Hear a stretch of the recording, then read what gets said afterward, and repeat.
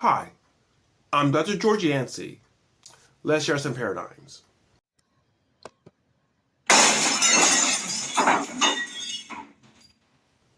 Paradigm share today concerns doubt and faith. When I studied atheists, I found a very interesting phenomenon. We asked the question to atheists, have you ever doubted your atheism? And the vast majority said once they became an atheist, they never doubted it. And I think for atheists, they saw this as a sign of strength. That there's so much evidence for their atheism, there's no room for doubt. Ultimate confidence. Now, as a researcher at the time, I didn't want to comment on that. I mean, my purpose was to get information from them, not to debate atheists or anything like that. But I always found that weak. To never doubt, then you never question, so you don't know whether or not the arguments you have are sound. Now, I'm under no illusion that there are some Christians who are this way too. That they never doubt, they have never questioned. I'm going to share some things that are probably a little bit personal in this particular video because I think that it really illustrates the point that I'm trying to make. That faith oftentimes is built on doubt as much as on anything else. So, let me go ahead and get started. When I was in grad school, I had my first serious relationship. I was a late bloomer, what can I say? There's reasons beyond that, but I won't go into that.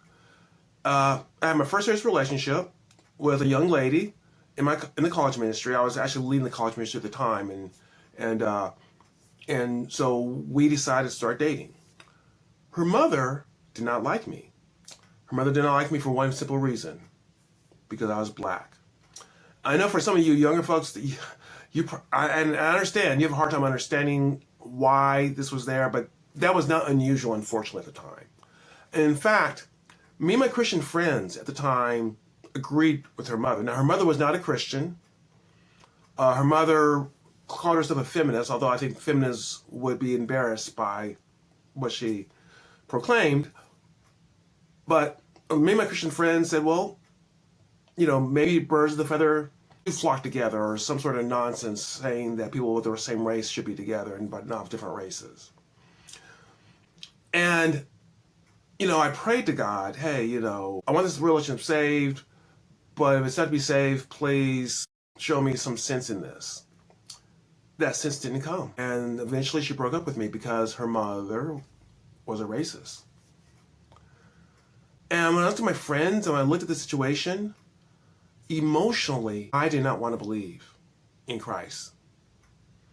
I was thinking, if this is what being a Christian is about, that, you let someone dunk on you like this and you don't have friends who support you. Now, I won't say, I did have some friends who support me, but a lot of my friends who thought the mother was right, I did not want to be a Christian. And so I went through a period of doubt. I asked the question, was my faith built on the fact that I grew up in the church and I never had anything else? Or was there reality to my faith? And so I decided to really think deeply, read a bit. I mean, I already read some of this, I'm in graduate school at UT Austin in the sociology department. You think I'm not going to read critiques about religion and Christianity? Of course, I read some of those things before, but I hadn't taken it to heart until then. Were the critics right? And had I been wrong? Okay, before I answer that question, please consider liking this channel. If you like this video, please give it a like. Give a comment below, if you will. It's things like this that help build this channel. So I was just going to ask you for that. What it came down to was a couple of questions as I considered it. And I'm not going to go all into this. This is not an apologetics channel.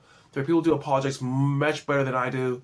Although I read a lot of apologetics, I'm not going to try to say I'm an expert, but I do apologize for myself in this situation.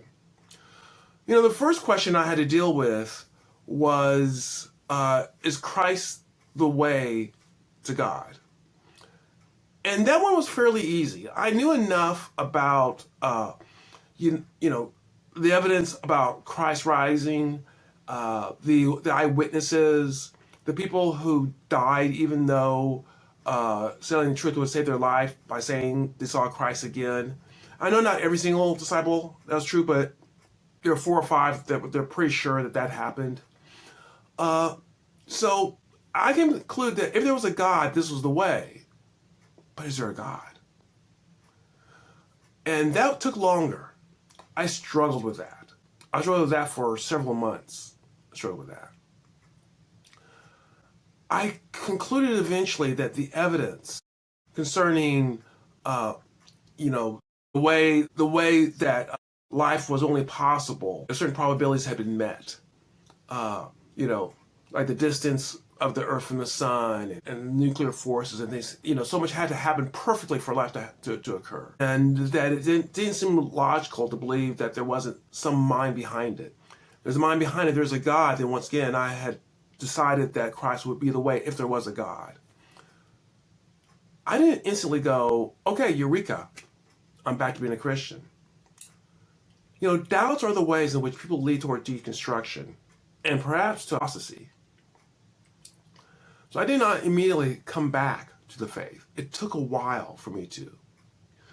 The emotions were still there.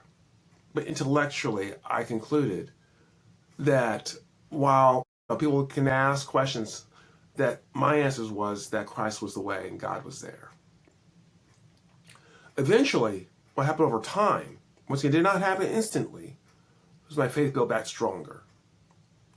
So now, when I have doubts, I've already worked through intellectually the challenges that were there.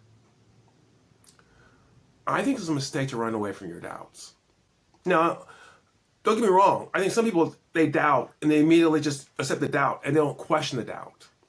They go from not questioning their faith to not questioning the doubt. I think our faith can withstand scrutiny. I really do, because I gave it scrutiny.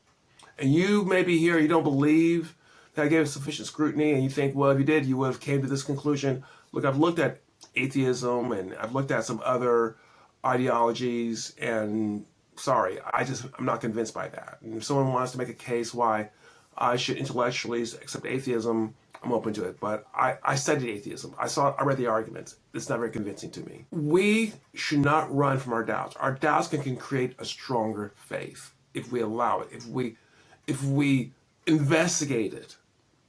Now, there's some people who investigate it and go away, and undoubtedly that's true. But they may not come to the conclusions I came to. But we should not run away from it. And if we as a church don't teach people it's okay to question as long as you intellectually address those questions, as long as you address them honestly, then we're going to lose people who are going to have their doubts, who have not questioned the faith, question the faith, but then not question their doubts. Doubts need not destroy our faith. And if we allow it to destroy our faith, then we have to question what faith was there in the first place. What was it built upon? My faith early on was not built upon the sort of intellectual rigor that's built upon today. For that, I'm very grateful. Well, I hope you enjoyed this. If you do, please come back. We can share some more paradigms.